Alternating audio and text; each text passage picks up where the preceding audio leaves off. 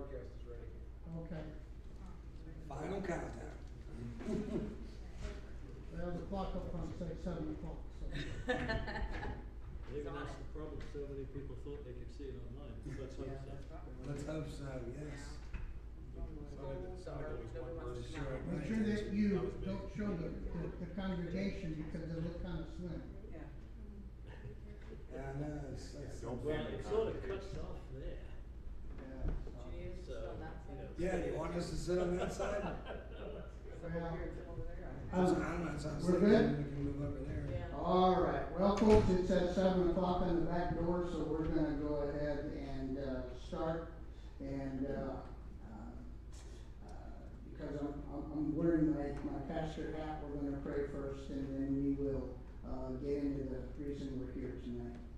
Our Father, we do ask now that you just give me wisdom as I try to share some of these truths in an hour and a half of, a deep subject.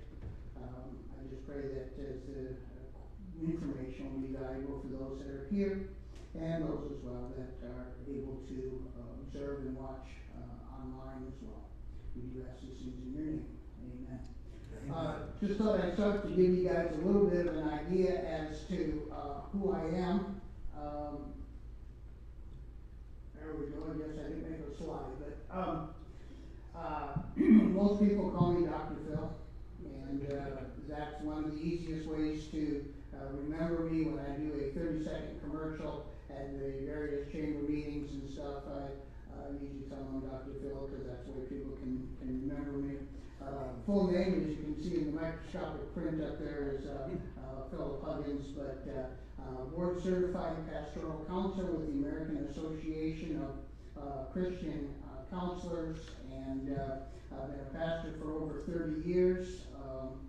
And about a year ago, I began to help out here in the counseling area here at Living Faith.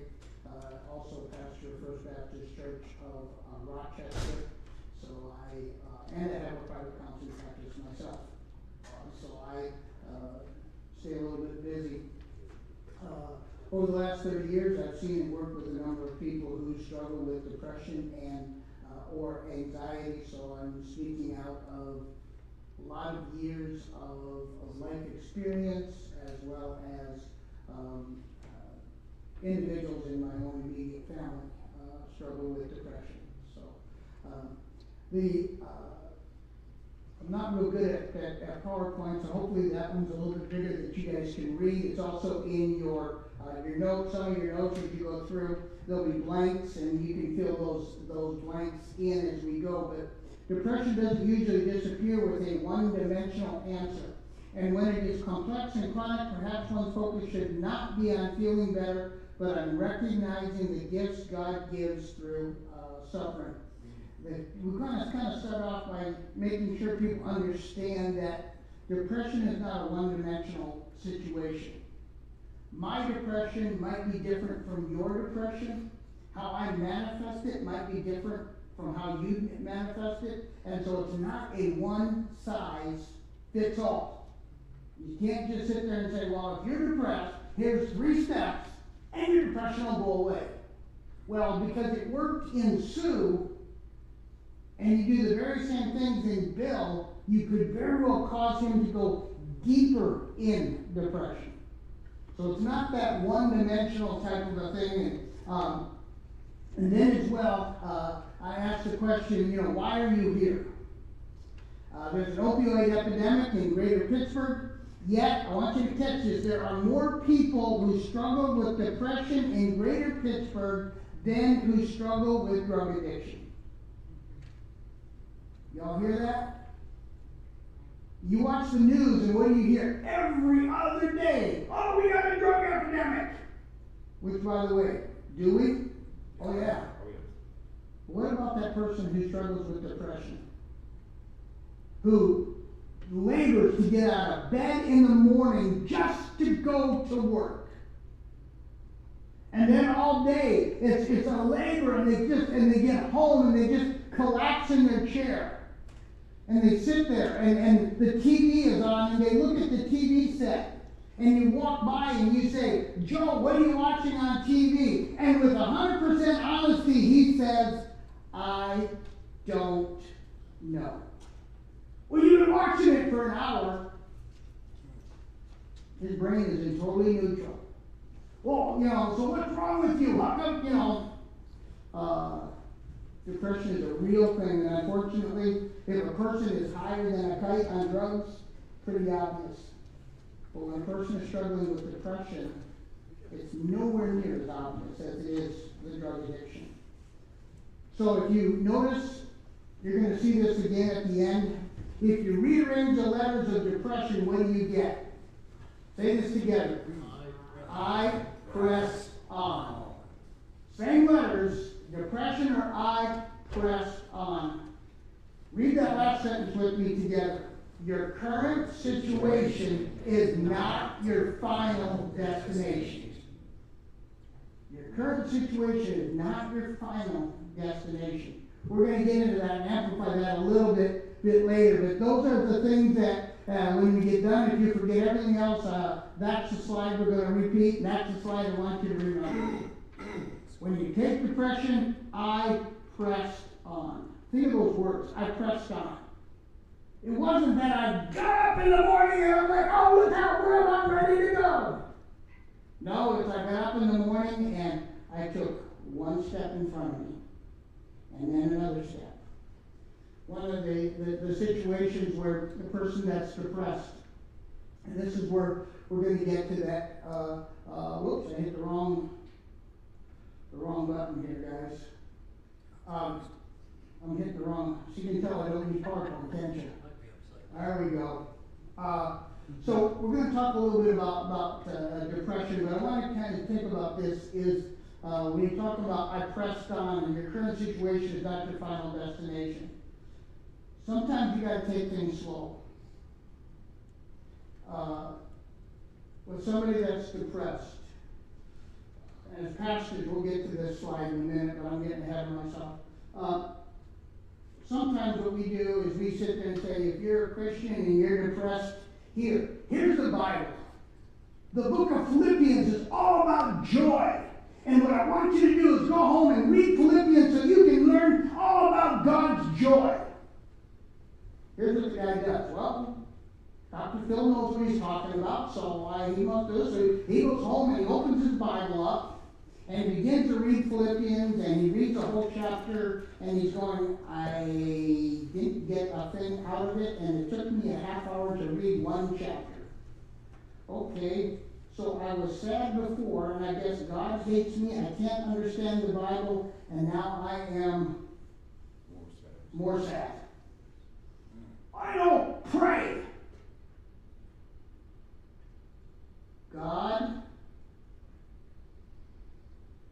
I guess I can't pray. I guess God hates me too. You were depressed before. What are you now? Now you're manic depressed.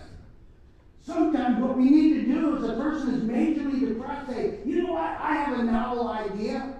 Here's what I want you to do. I want you to get to work on time today. And if you get to work on time today, victory! Wow. Okay. I can do that. We got to realize that it's not kind of one. Let's look real quick. If we're going to talk about depression, we need to figure out what is it. A psychological definition. What is the psychological definition? A mood disorder that causes a persistent feeling of sadness and loss. This is in your notes of interest. Also called a major depressive disorder or clinical depression. It affects how you feel, think, and behave. If you got a pen, circle those words. It affects how you feel, think, and behave, and it can lead to a variety of emotional and physical problems. So depression is real. There's a psychological definition. Let's look at the dictionary definition. The dictionary definition is depression is feelings of severe despondency and dejection, melancholy, misery, sadness, unhappiness, sorrow, gloom, and I want to put in there, for no logical reason. Now, if I can't get out and ride my horse for a week, I am going to be sad. If my dad just died, I might be a little bit gloomy. But people that are depressed, they can't put their finger on it. You know one of the first clues of somebody who's depressed? They say, I don't feel good. Okay? So, Mike, if I asked you, you don't feel good, what would be a logical question to follow that up with? What's wrong? Why? What hurts? Multiple, you know what? Somebody who's depressed, you know what they'll tell you? I don't know. I don't feel good. So what's wrong? I don't know. But I just don't feel good. Wow. Can you imagine? I don't feel good, but I don't know why. I can't tell you what's broke. I can't tell you what's hurting. But I know this. I don't feel good. So oftentimes the definition is there's not a logical explanation. So somebody else, tell me what your definition is. Maybe if you want to write it down in your book. What is your definition of depression? We'll have some interaction here so you don't have to listen to me. What's your definition of depression? Continual severe sadness. Continual severe sadness. I love those good words. Continual and severe. For no apparent reason. Pardon? For no apparent reason. For no apparent reason, okay? What are some other definitions of depression? That's a huge word. I've got an hour to try to talk about it, so let's try to trim it down a little bit. What's your definition of depression? Feeling of lostness. Lostness or lostness? Lostness. Okay? Feeling lost. Feeling lost. Your mind, yeah. Okay? You're in a haze, you're in a fog. And by the way, where's the sun in that? It's gone. There is no sun. All I see is the fog and the haze, and you want me to navigate through this. Oh yes, and put your happy face on. But I'm in a fog, I'm in a haze. I don't even know where the road is. Okay? So good ideas is trying to define what depression is. So depression is a long-term struggle. Churches and biblical, this is what we were talking about before, churches and biblical counselors have been blamed, and sometimes justly, for simplistic responses to depression. In reality, depression is often a long-term struggle, just as saying, have more faith, or take this pill. In most cases, the answer is not one-dimensional or as fast. We may not be adequately preparing people for this battle when we say, if you struggle, reach out, there's hope. It almost sounds like the end of the struggle is just a phone call away, when it's often not. We're always there for you. You know, sometimes if a person is truly struggling with depression, they won't call. It's too hard to walk across and even to take the phone off. Because if you're struggling for depression and I want to call Pastor Dan, this is what's going on in my mind. If I call Pastor Dan, he's probably not home anyway. Why would I call Pastor Dan? Because he doesn't understand. You know, he's a busy man. Why would I want to bother him? Or oftentimes, if I use a dad. Your mom died a year ago. Your dad's 72 years old. He's been married for 50 years. Was married. Mom died. He lives on the south side of Pittsburgh or live down in Monroeville. You call him. His cell phone is sitting right here. And he's sitting in his chair. And that phone goes off and he won't even answer the phone. It's too much work. So you say, well, just call somebody. They won't. You call them, sometimes they won't even pick the phone up. It's just not that simple. Now, reaching out is a good start, but it's incomplete. Scripture calls us to fight alongside of the sufferer, Galatians 6:2. In other words, be present. Circle that word present. check on them regularly. That means don't give them a call. That means come up and go. I know you're in there, Dan. Open the door. He is hard of hearing. You know. No. You know, if you're going to go to Monroeville and visit your dad, you don't just call him. You drive down there and you bang on the door and you say, hey, I know you're home, Dad. Open the door. Be present. Well, I don't want to go out. All right, then well, guess what? We're ordering in. Be present. Don't be a pain. Don't be annoying. You know, but say be present. Nobody likes to have to go through life alone. Check on them. Encourage perseverance. Another key word. We're going to mention that later on. Perseverance.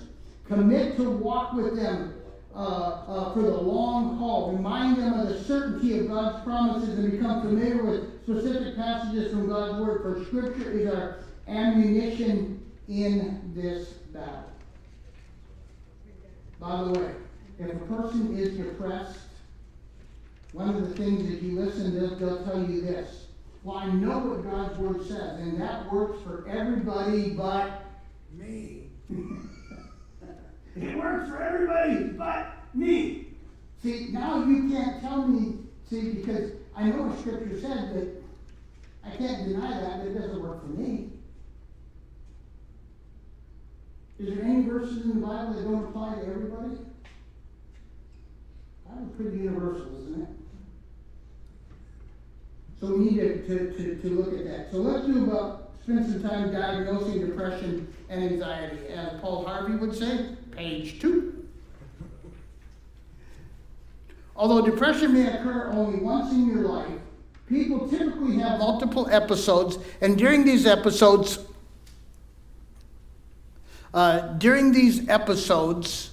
symptoms occur most of the day, nearly every day, and may include. Now, hopefully you can read these because I think this is time where you can do some writing.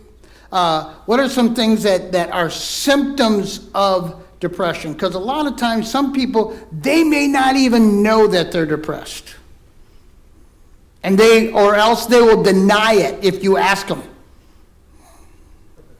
So here's a good doctor. You got to make some diagnosis here.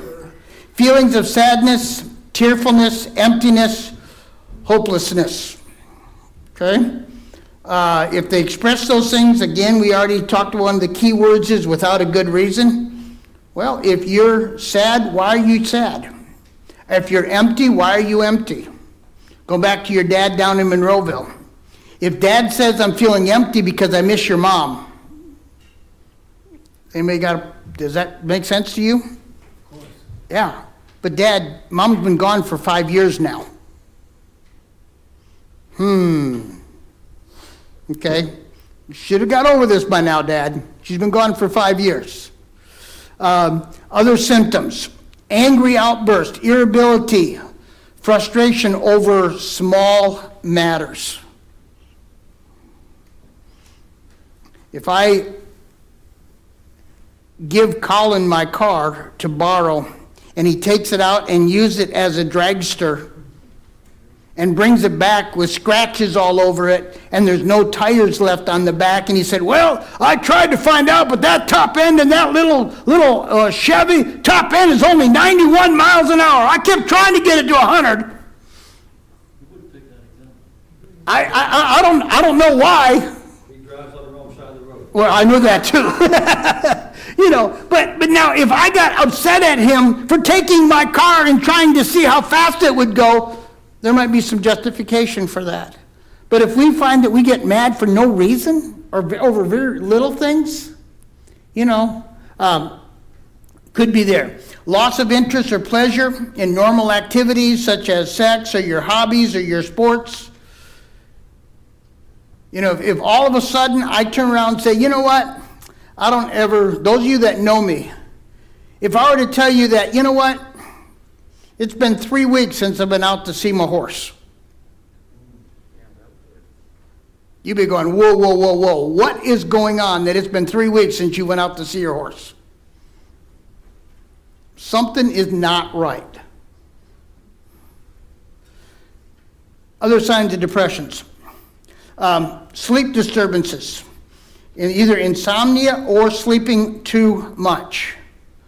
Often sign of depression. Being tired, lack of energy, small tasks take extra effort. Remember I said Dad's phone is across the room and he's depressed. It's too much work to get up and pick it up. Reduced appetite, weight loss, or increased cravings for food and weight gain. Food is a drug. Food is a drug. Pastor Dan might relate to this a little bit. I never understood this, but chewing is a stress reliever. Chewing crunchy food is even more of a stress reliever. I would never understand in my first church after we had Sunday school, Sunday morning, Sunday night, and I was a one-size-fit-all. I led the singing, I did the prayers, I did the preaching, I did everything. Sunday night I would go home and I'd get rolled gold pretzels and I'd stack them up. And I'd sit in my chair after everybody else would eat, and I'd eat one roll gold after another, and sometimes I'd eat the whole bag. Stress release. If somebody is depressed, sometimes how do they make themselves feel good? They eat. Because that's one way I can feel good. Remember, I'm sick, but I don't know why I'm sick. I can't put it in there. So what do? I eat, because if I eat food that I like, somehow I feel good. But of course, when you eat, how long does that last? Once it goes down your throat, the good feeling is gone. Okay? Anxiety, agitation, restlessness, slowed thinking, speaking or body movements, feelings of worthlessness or guilt, trouble thinking or concentrating, making decisions. These are kind of getting more of a deeper thing. Frequent or reoccurrent thoughts of death, suicidal thoughts, suicide attempts, or even suicide. Unexplained physical problems such as back pain or headaches. Let's go there real quick and we'll get back on depression, but let's run down the rabbit trail of suicide real quick. Suicide is real. Did y'all hear me? Suicide is real. Oftentimes, because somebody is depressed and they're hurting and they just want the pain to go away, what do they think? If I just die, my pain will end. Now, for the average person, if you hear somebody make a comment like, I just want to die, you need to follow that up. You need to follow that up. Somebody says, your son, your daughter, your friend, they make the comment, I just want to die. You need to call somebody. You call the pastor, you call one of the elders, you call myself, and this is what you say. My friend just said they want to die. You're better to overreact than to underreact. Is it ever wrong for you to have an elder or a pastor come over to a friend that you heard say, I just want to die, and they say, I'll never, ever tell you another thing as long as I live. I can't believe you betrayed that trust. Okay, that's a risky risk. But how about that person says, I just want to die, and you respond, no, you don't. What did you just tell them? You're an idiot. I'm already depressed. Thank you for telling me I'm stupid as well. Thank you for telling me I don't even know my own feelings. Thank you for making me feel worse. I wanted to die 30 seconds ago, and so guess what I'm going to do now? Thanks to you, I may begin to develop a plan. Suicide's real, guys. Do you know in many counties today, between the ages of 13 and 24, the number one cause of death, especially with males, it's not automobile and it's not drugs. Guess what it is? Suicide. Teenagers, number one cause of death. We need to take that for real. Act on it. Then as well, unexplained physical problems. In younger children, for younger children, you can kind of see there, I think I put that in my, in your outline. You can just kind of read those for younger children. Those are for preteens, symptoms, sadness, irritability, clinginess, worry, aches and pains, refusing to go to school, being under or overweight. For specific teenagers, sadness, irritability, negative feelings of negative and worthlessness, anger, poor school performance, being misunderstood, being extremely sensitive, using drugs or alcohol, sleeping too much or too little, self-harm, loss of interest in normal activities, avoidance of social interaction. In older adults, some of the things we need to be careful about identifying older adults, memory difficulties, personality changes, physical aches and pains that are not easily identified, wanting to stay home rather than going out to socialize, suicidal ideation, especially in older men. And again, talking about suicide, one of the number one ways that, other than, that old men die, is the second highest rate of death in suicide is men that are 65 or older. They have no reason to go on. Why do they commit suicide? Because they're sad, they're depressed, they have no value. Something to be aware of, okay? Can you self-diagnose? Well, it's not advised, I think because, especially if you're depressed, how well are you thinking? You don't think clearly, Sometimes you need to have somebody come in. Now, you can self-diagnose, but if you, sometimes it's awful difficult. So, dealing with depression, okay? Notice depression is, what's that word? And the bottom line says, it does what?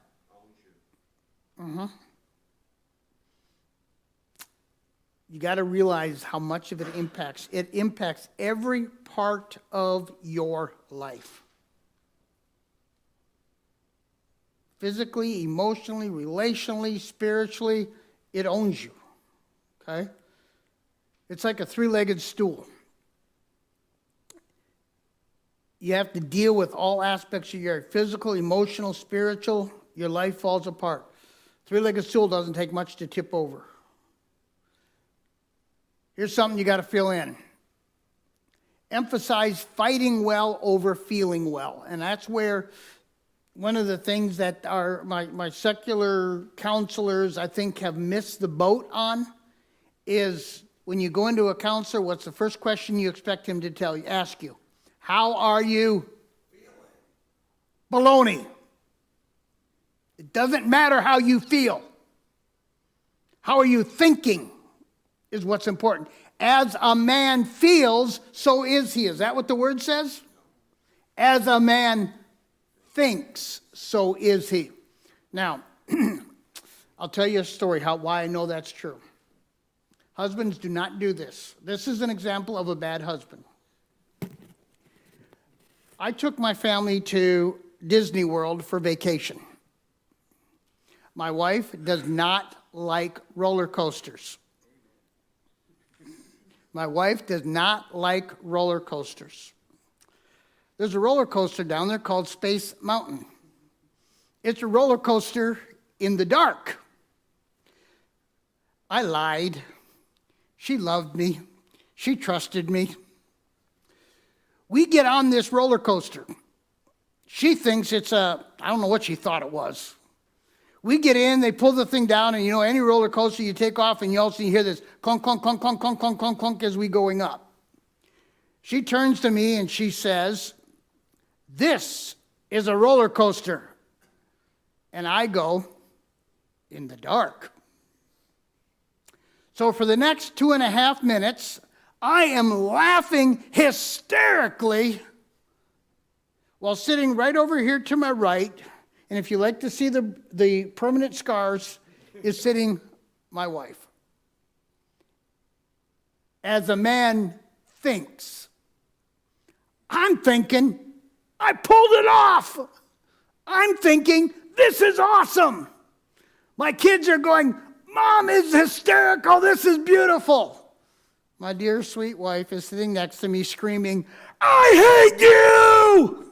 This is petrifying. I'm scared. How can we be sitting on the same roller coaster ride, going through the same experiences, and our emotions are at opposite ends of the polar? Why? Because our thinking is different. That's why it says emphasize fighting well, not feeling well. Okay? Emphasize fighting well, not feeling well. Feeling well is a wonderful gift, and doing what one can to alleviate the chronic pain of depression is wise. In fact, sometimes depression does have a simple physical or spiritual cure. Sometimes it has a simple cure. Circle the word sometimes. A mother who's running on 3 or 4 hours of sleep a night may find significant relief through regular rest. A person stuck in depression because of the life disappointment may find significant relief through discovering God's greater good in that disappointment through his purpose. But as already stated, depression doesn't usually just disappear with a one-dimensional answer. And when it is complex or chronic, perhaps one's focus should not be on feeling better, but on recognizing the gifts that God gives through suffering. In truth, page 3, in truth, depression is a form of suffering. Thus, all of God's promises and exhortations that apply to suffering apply to depression as well. Underline that statement. All of God's promises and exhortations that apply to suffering apply to depression as well. If you know somebody who's depressed, ask them if they're suffering. Oh yeah, I'm suffering. But oftentimes when we try to help somebody from a spiritual basis, we don't go to that because we're afraid that if we talk about suffering, that somehow they won't respond, that somehow we're going to cause things to become worse. You know what? When we talk about suffering, we're talking their language. I got it. Dude, you understand. At least you're trying to. So if depression is long-term and if the focus should not be on feeling well but on fighting well, how do we fight well? How do we fight well? If I have a friend or if I'm struggling with it myself, but if I have a husband or a wife, a son, a daughter, a brother, a sister, a neighbor, a co-worker, how do I help them fight well? What are some strategies to fight well? Find the source. This is why, while I'm not a medical doctor and I have no ability to tell you what you should or should not do physically, but I will tell you most psychiatric medications do not cure. What does an aspirin do for you? If you have a headache, does the aspirin take your headache away? Does the aspirin remove your headache? All it makes you do is not feel the headache. But if the reason you have a headache is because you're stressed at a problem at work, you just keep taking aspirin, but you haven't ever dealt with the work stress, have you? Fighting well over feeling well, and this is where you find the source. What is causing the depression? What is the source? Now, for a few, it is a physical problem. Physical cause means physical solution. There are a few people that are physically depressed because of body chemistry. They can't help it. No more than Pastor Dan can help being bald and I can help being cute. It's just who we are. Sometimes it's a physical problem. And if it's a physical problem, then it needs to have a physical cure. That could be diet. You know, as we talked about, eating crunchy things makes you feel good. Chewing makes you feel good. Diet, sometimes food can make you feel depressed, or it can make you feel good.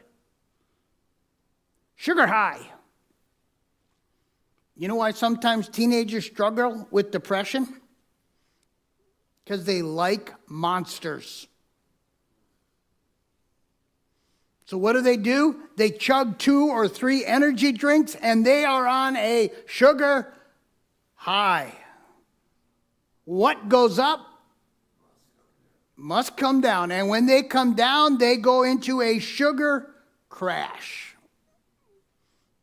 Is it an emotional problem? Spiritual problem? It's a physical problem. They don't think clearly anymore. Why? Because their body is out of whack. Sometimes, as I said, sometimes it's a true physical problem. Sometimes diet, sometimes medication.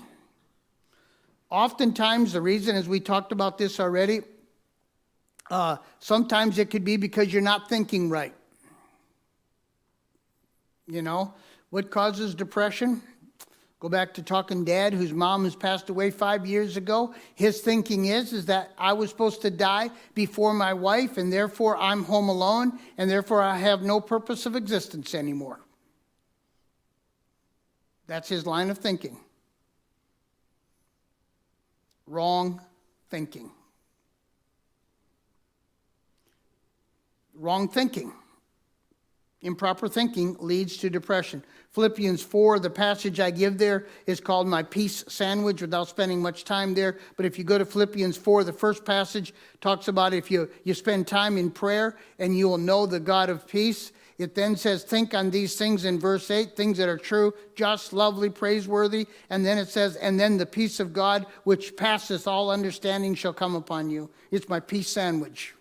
You have the God of peace and the peace of God, and in between it's what do you think about? So if you're depressed, oftentimes the reason you're depressed is what are you thinking about? I'm home alone and I got nobody else here. Woe is me. Wrong thinking. I looked at the fact that I had the great career and I lost the career and I've got no purpose. Wrong thinking. Start small. This one thing. Sometimes if you're going to journey with somebody that is depressed, you find the one thing, the small thing, something they can celebrate. People that are really chronically depressed, sometimes you need to celebrate the fact that you got up this morning and you went from your bed to the living room. That's a victory. Sometimes if somebody is really in a depressed state, you got them to take a bath. That's a victory. When I was a resident manager for a community-based retirement facility, when I was going to seminary, I had 8 senior citizens that lived in the house with me. Actually, I was their manager. And I tried to get those senior citizens to take a bath. You know what they would tell me? Why? I'm not going anywhere. I haven't done anything. I'm not dirty. Well, until you got close to them. Somebody that's depressed, why would I want to smell nice? Nobody likes me anyway. Why would I want to comb my hair? I'm not going out. Nobody will see me. Small little victories. You start small and build on the victories. Set a prize. You know, and this is something when I say set a prize, Philippians said, this one thing I do, I forget those things which are behind, and I press on for the prize of the high calling of God in Christ Jesus. Set a prize. You know, once you reach the goal. Psalm 23, very familiar passage. The Lord is my shepherd, I shall not want. He leads me by the still waters. The valley of the shadow of death is a good description of depression. For example, the Lord is my shepherd. You have a guide. Remember we talked about the fog, the haze? If you're there, I don't know where to go. But you have a shepherd. You think the shepherd has a problem with that haze you're in right now? You think that shepherd has a problem with that fog that you're in right now? Doesn't know where to go, doesn't know how to help you? He says, you have a shepherd. You have a guide. One of the things that with Psalm 23 is the number of first-person pronouns and the references to God. The Lord is, what's the next word? What's that? No, the Lord is a shepherd, right? The Lord is the shepherd, right? No, the Lord is my shepherd.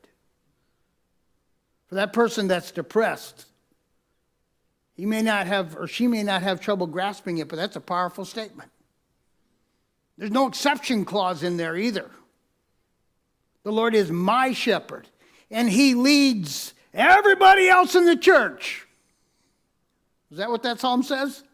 Lord is my shepherd, and he leads me by the rough and troubled waters, by the still waters. And though I walk through the valley of the shadow of death. Now, if you're talking to somebody who's depressed, did you just tell them exactly where they're at? Oh, I'm in a valley, I am in the shadow, and I certainly feel like death. Though I walk through the valley of the shadow of death. Stop and think about this. A valley is caused by what? To have a valley, on each side of the valley, you need a mountain. Because you don't have a mountain either side, you don't have the valley. To have a shadow, what do you need to have a shadow? A bright light. Though I walk through the valley of the shadow of death. Just by admitting that, you're admitting there's mountains. There's high points. By admitting it, you're admitting that there's light. Because if there wasn't a light, you would be in the shadow. But notice it says, though I do what? Walk. Did it say run? It said walk. And here's the thing. If you are in the valley and you just take one foot in front of the other and you just walk and it didn't say walk in the valley, it said walk what? Through.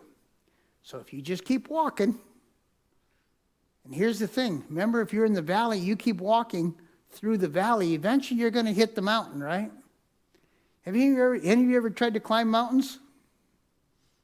Is it easy? Is it hard? This past September, I went on vacation with my brothers to Glacier Park out in northwest Montana. Oh, brothers and sisters, when you get to the mountaintop, oh, it's work. Oh, but when you get to the mountaintop, it's worth it. Though I walk through the valley of the shadow of death. I'm walking through the valley. Oh, I'm climbing the mountain. It's hard work. I'm in the shadow, but if you know you keep walking and you're in the shadow, if you keep walking, you know you're going to get where? In the light. But if you stop and you're in the valley, you're in the shadow, and you say, you know what? I'm going to stand. Guess where you're standing? In the valley, in the shadow of death. That's why I say you got to journey. Say, you know what? Just take one more step. Because if they take one more step, they're one more step closer to that mountaintop. Take one more step. Now you're one more step closer to the light. And what does that person in depression want to do? They want to stand, or better yet, just sit down and quit. That's where you say, just keep going, persevering. Which leads us to the next slide. Persevere. Psalm 42 and 43. When the psalmist is faced with sorrow and confusion over his own despair, he keeps coming back to the same answer and choosing to practice it. Why are you in despair, O my soul? Boy, does that sound like somebody in depression? Why are you in despair, O my soul? And why have you become disturbed within me? Hope in God, for I shall again praise him. Part of what God does in our lives through suffering is by using the tool of patience to bring about spiritual maturity. James 1, 3 and 4 tells us that because we know this, we can count suffering as joy. Romans 5, 3 and 5 tells us that the starting place of pain is actually the beginning of a process that leads to patience, then experience, then hope. Perhaps we are setting ourselves up for disappointment when we appear to answer when we believe an answer will come that does not require patient perseverance. Perhaps we would find more heart to rejoice when we remember that God is using depression itself to work a mature faith in our lives. And then focus on eternity, not necessarily on healing. One of the gifts of depression, the next page, page 3, page 4, I'm not sure which page we're on. One of the gifts of depression can be the way it reveals the emptiness of living for anything less than the glory of God. But we lose that gift when our entire focus becomes the here and now. Underline those words, here and now. Why are we depressed?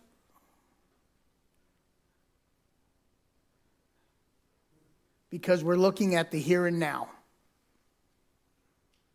We're not looking at the tomorrow. We're looking at the here and now. And sometimes, I'll be honest with you, if you look at the here and now, it's depressing. I have permission to share this story. One of my counseling clients, I got on the phone with her and she says, Dr. Phil, I'm depressed. And I said, good. She stopped in her tracks and she says, what? I said, if I had your life, I'd be depressed too. Her father-in-law, her husband had worked a year on a construction project. And at the end of the construction project, he was self-employed. He was expecting to get less than $10,000 for a year's work. They were behind on their house payment and were at real risk of having the house foreclosed on. Her son was struggling in school. Her father-in-law would take them grocery shopping and then would tell her what she could buy and what she could not buy because it was his money. They had marital problems.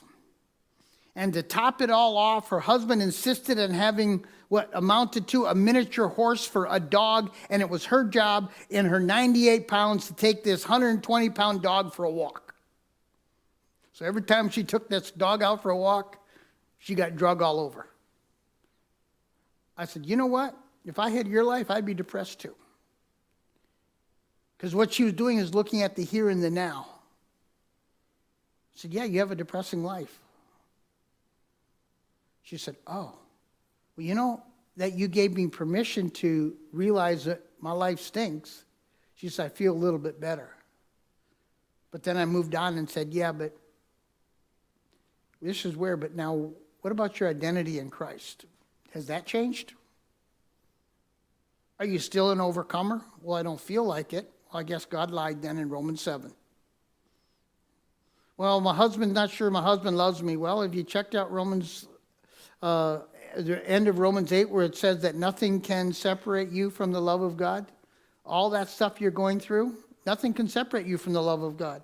So why was she depressed? Because she's looking at the here and now and not who she really was. Sometimes looking at who our identity in Christ is helps us to get past that here and now. Even if sadness lasts for a lifetime, it cannot last for eternity. And once again, we take hope in God's promises.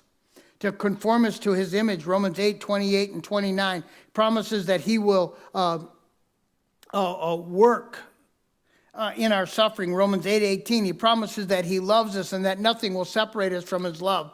Romans 8. So know your physical and emotional limitations. We talk about how do you get better? Know your limitations and honor them in a form of humility. If you need 10 hours of sleep, because that's what your body says, and your friend over here can run on 4 hours of sleep, don't feel depressed that you need 10. That's what your body says. Your emotional limitations. What can I handle? Oftentimes we don't look at ourselves, we look at other people to judge, but sleep and exercise and nutritious food and carefulness in one's schedule all make a difference, especially if they are sustained as a way of life. Taking the time for physical and emotional replenishment is wise. You know, there are some jobs that may pay $100,000 a year, but you're not the person to take it because you can't handle the stress that comes with that $100,000. It's just not you.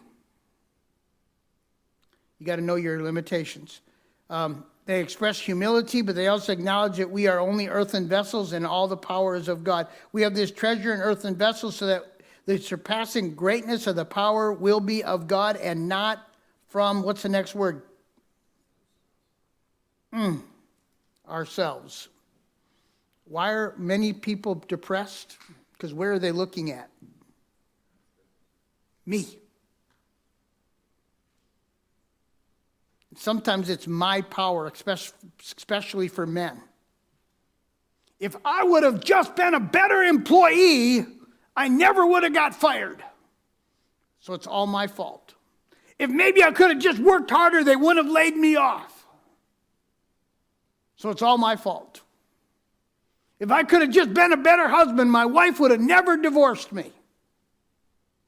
Despite the fact that she had an affair and ran off with another man. It's my fault. Even though, well, it is. It can be our fault. But that kind of, with depression, if it's your fault and you don't want to admit it and change, now you get sad and depressed. We all make mistakes. Pardon? Well, you are faulty. But now what do you do about it? This is where the difference is. If you accept responsibility and you change, that's where you get past it. Is there anybody here that is without sin? Well,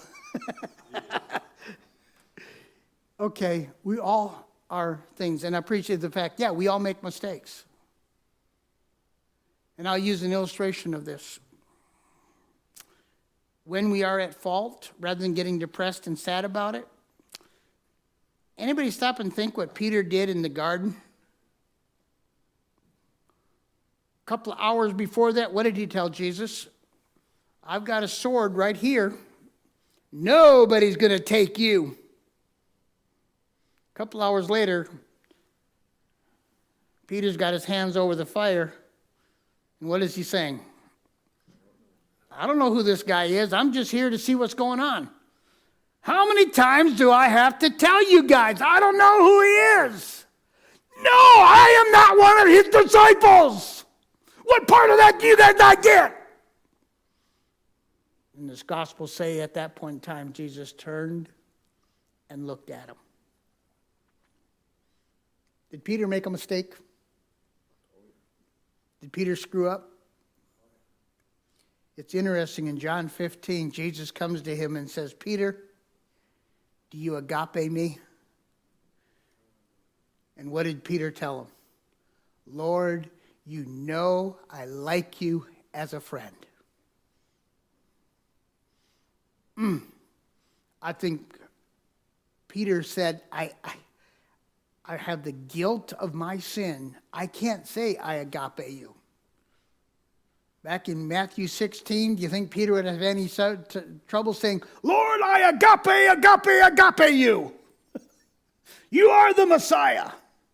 But after his mistake, he said, best I can do, God, is say, I like you as a friend. And Jesus said, feed my sheep. The next book after the Gospel of John is the book of Acts. And y'all know what happens in Acts chapter 2. That very same man who'd been denied Jesus 3 times is standing up and preaching the gospel, and 3,000 souls got saved. Pentecost happens. He's one of the first to get thrown into prison. He made a mistake. But rather than dwelling in that mistake, he moved past it, acknowledged it, owned it. And that's why I think where depression comes in is we make a mistake, but rather than acknowledging it, owning it, changing it, fixing it, what we can, sometimes we can't fix, you know. But know your physical limitations. Do not fight alone, but put your ultimate hope, but also don't put your ultimate hope in others. And then I'm flying because that clock on the back wall is going much faster than I am. You don't have to share with everyone, but share with a few who will help you fight well. Remember remember you're part of an army, not a single soldier. You're part of an army, you're not a single soldier. Oftentimes, people that are struggling with depression think they're all alone. They're all by themselves. Sometimes they push people away, so they are by themselves. Depression has a way to make you feel isolated. This can lead to a sense that your victory or defeat is irrelevant to others. Your victory matters, not just to you, but to the entire army, so fight on and fight well. Don't be afraid to, even as Joab admonished his brother, call out for help when the battle becomes overwhelming. A fool says, I don't need help. The definition of a friend is somebody that you would call at 3 o'clock in the morning and say, I ran out of gas. Would you come and bring me some gas? Pastor Dan has called me his friend on more than one occasion. I can imagine if I called Dan up at 3 o'clock in the morning, he answered the phone, and I said, Dan, I'm sitting out on 376. I ran out of gas. I can picture what Dan's response was. You're where? Then you did what? I'm at 376 and I ran out of gas. He'd say, you did what? Where at? What milestone? All right, give me a half hour, give me 45 minutes, and I'll be there. Why? Because I realize I can't fix it alone. If it's 3 o'clock in the morning and I'm on 376, is it wise for me to try to walk for help? Is it even wise for me to leave my car sit there? So I asked for help. Now, if that happened, I can imagine Pastor Dan would be gracious enough that I think the rapture will happen before he would let me forget it. But if you're struggling, don't be afraid to ask for help. Have people in your life that you can ask for help. So in review, the key in defining depression is that it's a lifelong struggle. Diagnosing depression is a disconnect from life. You need to emphasize fighting well over feeling well, because when you deal with depression, to defeat depression, you don't do it in a one-dimensional, nor do you do it alone. And as I said before, if you've missed anything else today, we started with this, we're closing with this. What's the most important message? I pressed on. I didn't stop. I didn't quit. And when you have somebody who's depressed, that's exactly what they want to do. Stop. Quit. I can't do this. It's overwhelming. I pressed on. Your current situation is not your final destination. All right. I had a goal that I was going to get through all this material in 1 hour, and I did it.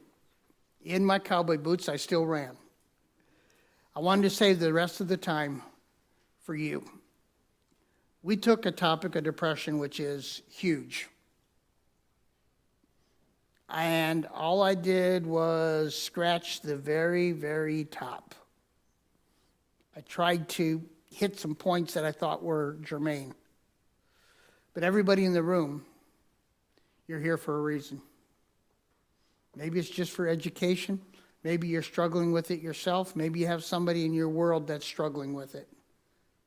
And there's something I said or something I didn't say. So here's a time for you to ask questions that are either germane or make comments that you think are valuable. And I have gotten to the point, it took me a long time, but I've gotten to the point that I'll be honest enough to make the statement, I don't know. So if you ask a question, I'm not going to try to pretend that I'm smarter than what I am. The one thing I learned when I got my doctorate is not how smart I am. I learned how much I don't know. I learned how much more there is out there that I got no clue about. And, so you could ask a question, and if it's like, good answer. Colin? Yeah, can you flip the equation and run down things that if we're trying to walk with somebody who's in depression, that is, obviously their lifestyle is screwed up. They're doing things that are destructive, they're not managing themselves very well, they're depressed about it, etc., etc. Run down from the person who's trying to walk with them and go through a list of the things we should and should not do. The first thing that I can say is assume that you have an answer. That's what I should do, assume. No. Worst case scenario is go in there and assume you have the answer, okay? Because you don't know what's really there. I would say where you start with is asking questions. Do not make statements. Ask questions, okay? For two reasons. One, if the person is depressed and you ask a question, what are you causing them to do? Think. Think. Okay? Now, as a man thinks, so is he. You're causing him to think, and as a man thinks, will control how he feels. You're causing him to think. Secondarily, you learn to ask, as you're involved with them, you ask very specific questions. Okay? Questions that are germane. When's the last time you ate? Well, I had pizza. Well, I can see that. When's the last time you ate something that was healthy? How about have you been paying your bills? If you're close enough to them. And sometimes if, what you do is you're real honest with them. Because if they haven't paid their bills, in most people's houses, how obvious is that if you haven't paid your bills? Because you look over at the counter and what's laying, if you look at the counter, what's laying on the counter? A pack of bills, and the lights are off, okay, and there again, you ask the question, you're sitting in the dark, how come? Because you go over and you flip the switch, and when you flip the switch, what happens? Nothing. Well, how much money you got in the bank? I don't know. Now, that answer you're going to get a lot. I don't know. I don't care. Okay? When little for free, when people say, I don't know, there's usually three ways, there's 3 ways behind that sentence. I don't know, but I sure would like to know the answer to that. I don't know and don't care. no offense, but I am not a hockey fan. So if you ask me, did the Pens win last night? You know what I tell you? I don't know. I'm also a Green Bay Packer fan, so I need to go into therapy now, don't I? But, you know, and you'd say, who did the Pens win last night? I said, I don't know, because I'm not a Pens fan. And being honest with you, don't know, don't care. But oftentimes when you're talking to somebody who's at the press, Colin, and you ask them a question and they say, I don't know, they're usually telling you the third one. I know the answer, but I don't want to tell you. So you don't start with trying to fix it. No. Because if you try to fix them, oftentimes what you're doing is showing them just how broke they really are. But if you ask them the questions, okay, you're helping them think, and eventually they will tell you what you can do to help them. If the power is out, okay, because they haven't paid the bills, let's just role play a little bit. If I'm depressed and you walk into my house and my power is out, and and you go over and flip the switch and the power is out, what would be a follow-up question? Have you paid the bills? I don't know. Do you have money? Do you have the money? I don't know. Okay? We're on a role play. Have you paid your bills? Do you have the money? And I told you what to both those questions? I don't know. Which I'm really saying is, don't know, don't care, it's too much energy to figure that out.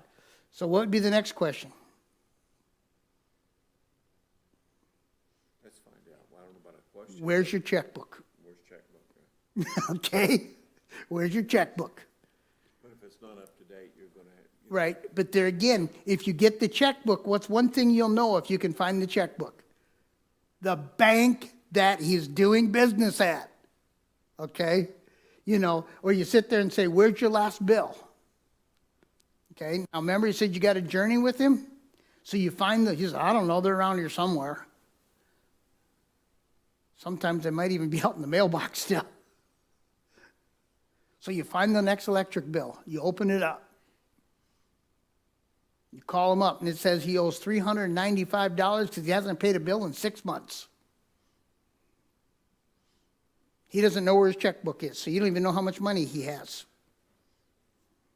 Remember I said you journey with him? Does this guy need to get his power turned on? Oh yeah. Does he have the ability to turn it on himself? Nope. So what's your role in the church here, Colin? If you're in this guy's house and he owes $390 to the electric company, what's something you could do about that?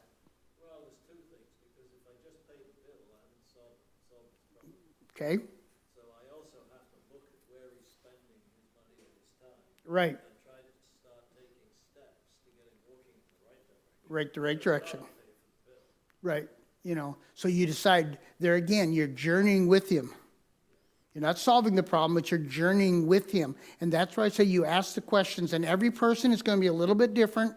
And it's not like you're throwing mud against the wall, but you're reading him and saying, how is he reacting to what I'm doing? Because if he won't work with you, our universal ministry principle is you reach the reachable and teach the teachable. Okay? Now, if on the other hand, you're in a situation and he doesn't talk to you, the lights are out, there's food sitting on the counter that is moldy, it's obvious that he has not changed his clothes in days or maybe weeks, has not done that, he's not taking care of himself. Now what do? Now we're going in a thing. How do they usually answer, do you want to get well?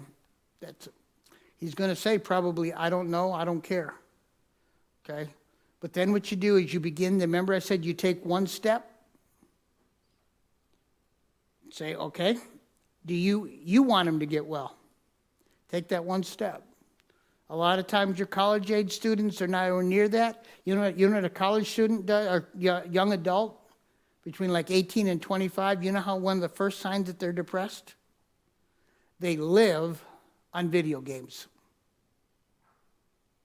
They live on a video game. Because they're not living in reality. So that's where you sit there and you go, okay, and how do I get you out of this facade world? Why do I live on my video game? Because it's make-believe. It's make-believe. I'm really so depressed about the world I live in. If I can just live in my video game, it's okay. So you say, okay, we need to get off your video games, and live the real world. And I'll journey with you. Sometimes you can say, well, let's go out for dinner. Well, I don't want to. Okay, the boys got to eat. I don't want to eat. Okay. How about if I go and get food and bring it back? Now, the boy has to eat. The girl has to eat. Depressed people, they're, okay, if you don't start showing up to work on time, you're going to lose your job. Is that not true? You don't show up to work, what happens? What does the boss tell you? You can't make it here at 8, I'll find somebody who will.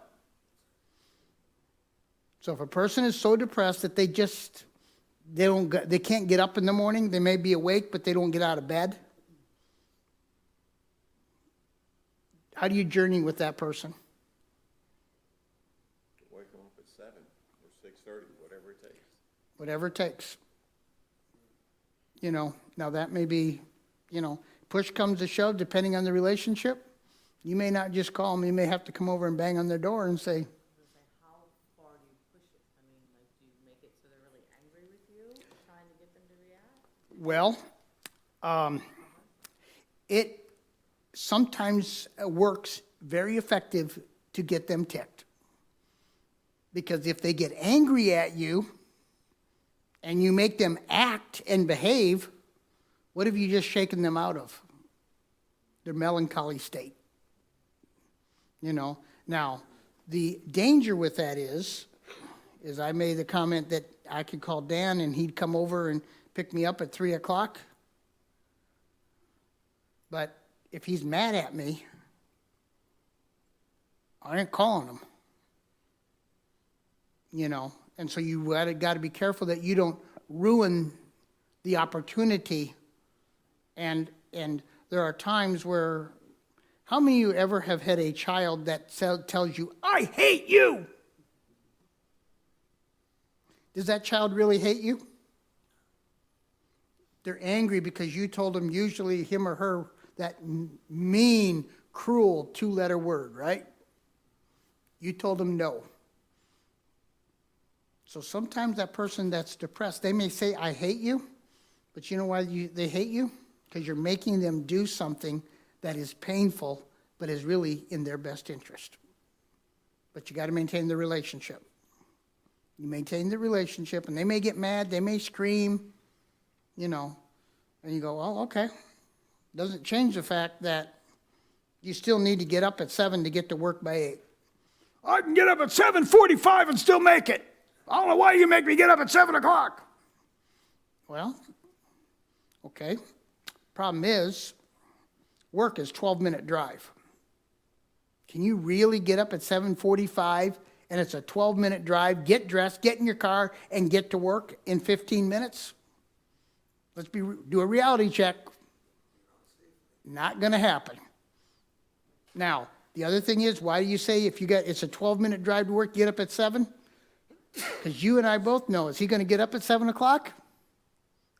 Probably not. So you just keep working with him so you got time. But, The thing with, that I found with people who are depressed, and it's probably mostly my fault, because my life I've been a fixer, I tried to do. But I get whatever is suggested, they know so much better about everything. that's right. They know absolutely that they are absolutely right about this, Mm-hmm. Even if the rest of the world is wrong, Mm-hmm. how do you get through that? The world is flat. I don't care what you tell me, the world is flat. You know, the way you do that is one small step. You were in the Navy and you kept sailing over the edge of the world, didn't you? Yeah, but he's got a, Well, we had to turn around and come back, so you were the, he's got a 1611 Bible. Yeah.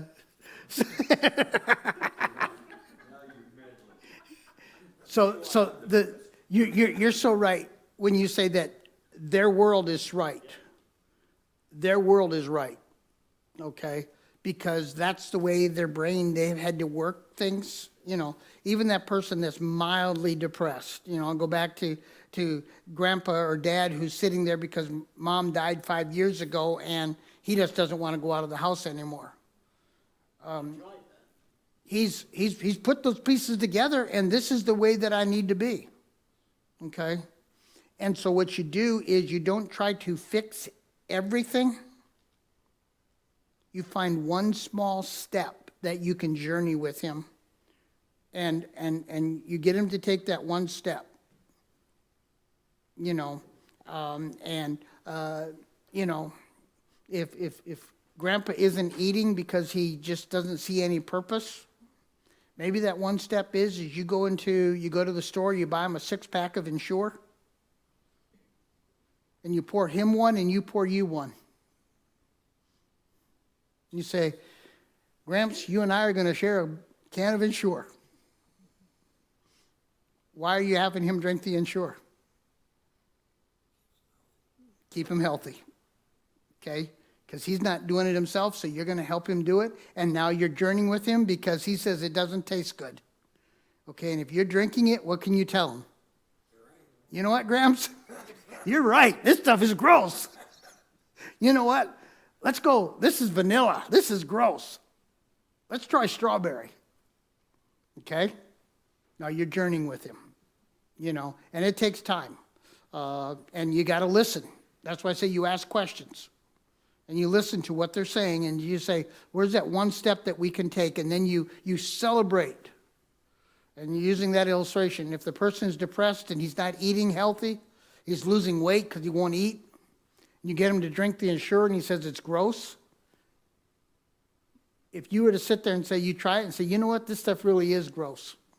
This stuff really doesn't taste good. I see why you don't want to drink it. Wow. Would you just tell him? I'm not crazy. Okay? And then you say, but you know what? You got to do something to get nutrients in your body. So let's try strawberry. We tried vanilla. Vanilla's gross. Let's try strawberry. You know, you just confirm to him that his belief system, that he's okay. And wow, by saying I'm okay, what'd you just do to his depression? Because his depression convinced him that he's what? I'm not okay. And when you like using that Ensure, you told him it's you're right, this stuff does taste bad. You never told him it's okay he doesn't eat, did you? You said you got good, your taste buds are still alive. Your taste buds are still active. Of course, well, how does he feel inside? He feels dead. But you told him his taste buds were alive, you know. And so you just find those little victories. And you don't get weary in well-doing. You don't get weary. You know, you invite them out to dinner and they say no. Okay? You know, and this is where you have to know that person. One size doesn't fit all. Because there are some people where you invite them out to dinner and they say no. For some, you may come back and call them up and say, man, did you ever miss out on a good steak dinner? You know, now, one person, that may be good because the next time you invite them out, they're going to like, okay, I'm going to take you up on it. The other one is you could just drive them further into the hole. But you got to know the person. So, anything else? I'm rambling here. Hopefully I'm saying something worthwhile. Any other comments, questions? There's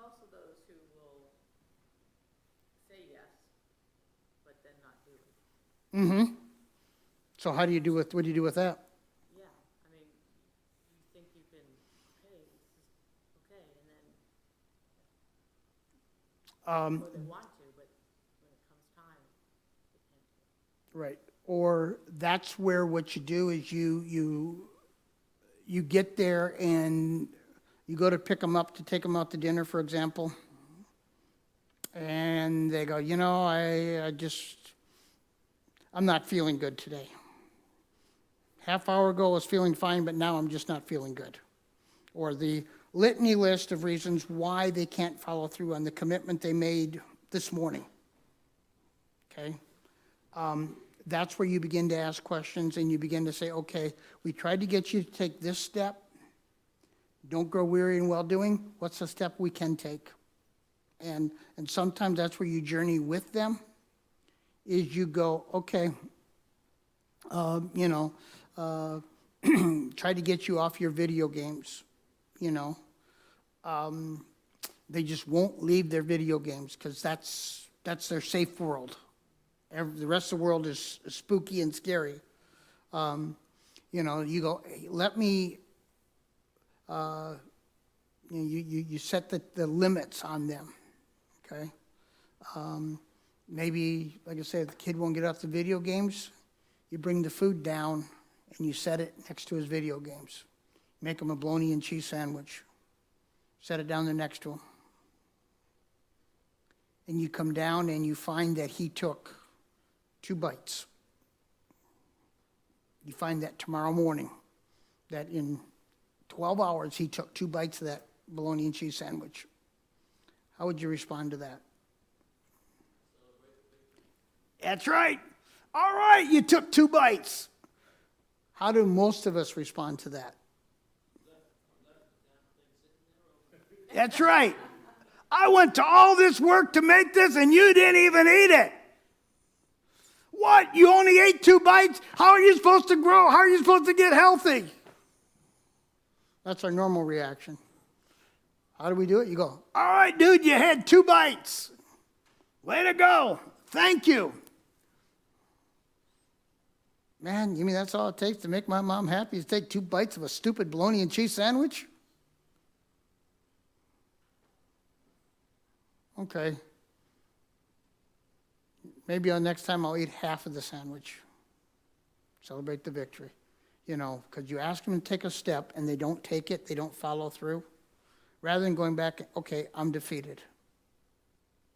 You win, I quit. What you do is you say, okay, we tried this, it didn't work, let's back up, let's try this. What can we do to get you to come out of your shell? You have to be concerned with them also feeling that failure. Right. And that's where you don't encourage that failure, because if you made the bologna and cheese sandwich and all he ate was 2 bites or she ate was 2 bites because he really didn't want it, but he did it just to get you off of his back, looking at that sandwich is a failure. He knows it's a failure. You know it's a failure. So if you come down and, you find a way to turn that event into a success. The fact that, okay, you know what? It's good that, you only ate this. I think it's still good. I'll put it in Dad's lunch. He can have it for lunch tomorrow. Dad likes bologna and cheese sandwich. Now I don't have to make his lunch for tomorrow. See how you turned that into because he chose not to eat it? How would you turn that around? He made Mom's job easier, and now Dad really likes bologna and cheese. Okay. Turn that around. So you find a way where it's not a defeat, it's a victory. But at the same point in time, you can't let them stay there. You got to keep journeying with them 1 step at a time, inch by inch, because, pulling them out. If the kid doesn't get out of bed, because, when you pull the blankets up over your head, the world is safe and secure. There's no problems when the blanket's over my head. You know, and you come in and go to wake him up, and he says, I'm not getting up. Good question to follow up there. Okay, that's fine, stay in bed. When are you getting up? I don't know. Okay? Got to have a time. There's a side to depression which is compulsive overeating. Well, that's the other, but you know, that's where you sit there and you get them to say, you know, it's 8 or 9 o'clock in the morning, you're trying to get them up to go to work or go to school or at least to face the day. And, you know, using my personality in a situation, you know what? I tell you what, how about if you get up before noon? Well, I don't know. All right, I'll tell you what. I'll come in and wake you up at noon. If you're still in bed at noon, you come up and say, hey, you know what? You know, I'm making lunch. I'm going to put lunch on the table. If you want it, come get it. Now, if he's been sleeping for 18 hours because he went to bed last night at 8, and it's now noon, he may get up and just waddle out to the kitchen. Chances are he may look at what you made and say, this is junk. I don't like this. I'm going back to bed. But what did you get him to do? You got him out of bed. And so what you do is you say, you know what? Thank you for getting up. As he's turning his back and walking away. You know, because that's a victory. And that's where you begin to work and you begin to sit there and go, okay, he didn't like, you know, dinner. And then again, you could come in because he's probably just got the blanket over his head. He's not sleeping. And then you're honest with him. John, I don't appreciate the way that you treated me. That is not the way you talk to your mom. Is that not a fact? Now, you're being honest with him about your emotions. You're being honest with him about the way that you want to be treated or not treated. Now, that also has to cause him to, you know, relate to things, you know. But you can't put expectations that he can't meet. Okay? You know. But you're calling, you said hyperactivity. You know, that's... Sometimes like escaping, it's avoiding what you should be doing by being hyperactive in something else. Right. Saying that to people whose lives are messed up, it might not be depression. Well, hyperactivity, yeah, that's the other extreme, you know, where, you know, you're trying to deny the reality. But I'm going to respect your time. I've got 3 minutes, okay? I think we got time to do this. In one sentence, I want you to tell me what you're taking away from tonight. In one sentence, okay?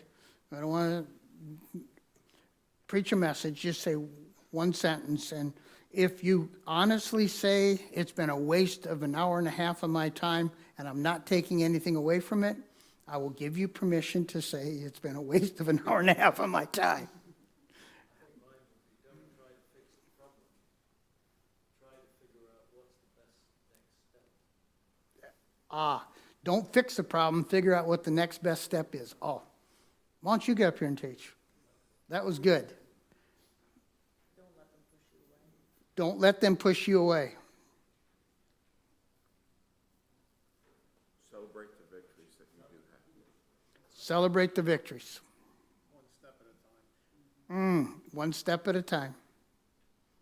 Same as Dan, celebrate the small victories. They're not small. Right. Celebrate the victories. They're not small. They're not sick. It might seem small, but it's Right.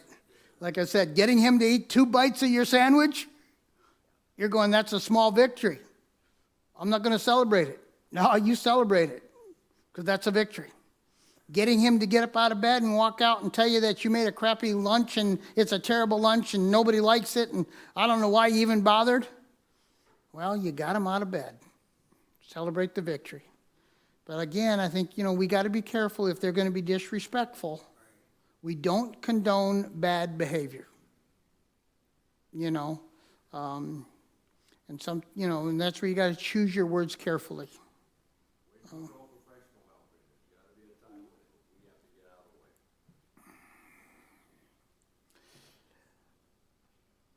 I think, I'm not as nice as you. I'm honest with you. right, I've dealt with people. I'm not gonna sit there and let you hide behind your depression. right. Use it as an excuse, just not to do anything. Well, that's the question, is when do you call, Teach the class next time? pardon? Yeah, no, I'll let Colin teach it. The answer to that question is there's never I would say that it's better to call too soon than to wait too late. Okay, it's better to call too soon than to call too late. Now, with any counseling though, or any kind of extra help, if you call the pastor or the elders, success will only come if they're open. But you got to be, give honest evaluation. If you call the pastor, your son is, sitting at home, you got to tell the pastor, well, you come, he may not talk to you. But, depending on where you're at, if it's, I'm just using you guys as an illustration. If it's your son and he's sleeping and Pastor Dan agrees to come over, is the only reason why Dan can't go into the bedroom. And a lot of times in that situation, there may be dirty clothes laying around. There may be situations that you are, as a parent, you're embarrassed that anybody else sees. Pastors don't care. You don't see a thing, do you? What you see is somebody, I see a need that needs to be helped. I see somebody I want to love on, and that's where, again, when do you call? Boy, I don't know, but it's better to call too soon than too late, and again, you're telling the person, I care enough that, I'm not going to let you slide, so. All right, appreciate it, guys. Thank you much. We're done.